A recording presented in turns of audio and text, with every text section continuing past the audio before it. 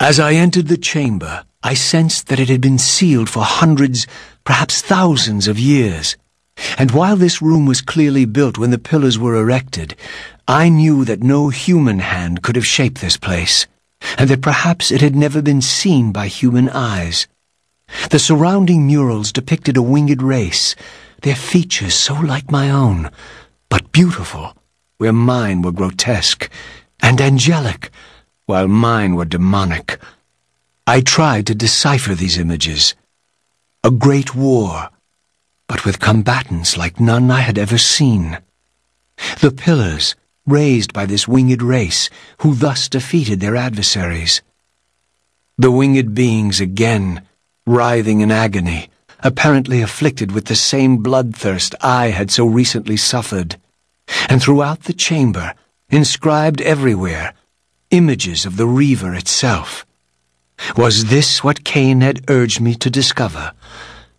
I wondered. Lies, Raziel.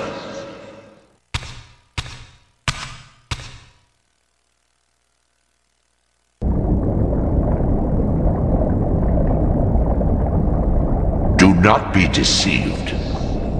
Ah, my ancient benefactor.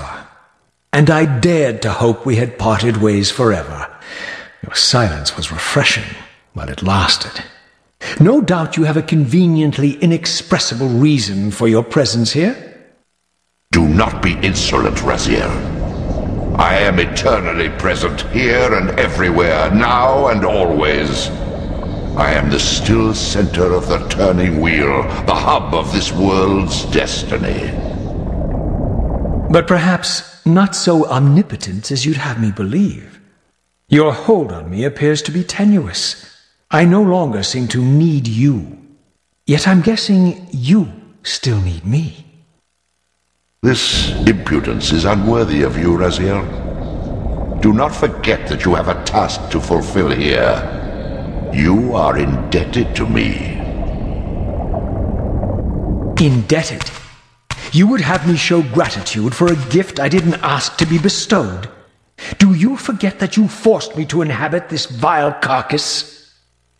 I restored you to yourself, Raziel. It was Cain who destroyed you. The very enemy you've just let slip through your grasp. Do not fail me, my servant. I serve no one. Not you, not Cain, and not your lackey Mobius. Mobius is my good servant. I have many. And if I tell Mobius that he's worshipping a giant squid, do you think his faith will falter? You have grown willful, Raziel. But beware. To embrace a serpent is to invite poison into your heart. Cain is a sinuous beast. He will seduce and deceive you. You pride yourself on your free will, yet you let that degenerate deter your resolve. I harbor no illusions about his integrity, nor anyone else's. In fact, I am beset by manipulation on all sides. I merely seek the truth. These are the fathomless truths, Raziel. The agony of birth and death and rebirth.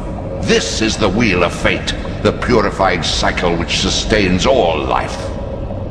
Vampires are an abomination, a plague which leeches this land of its spiritual strength.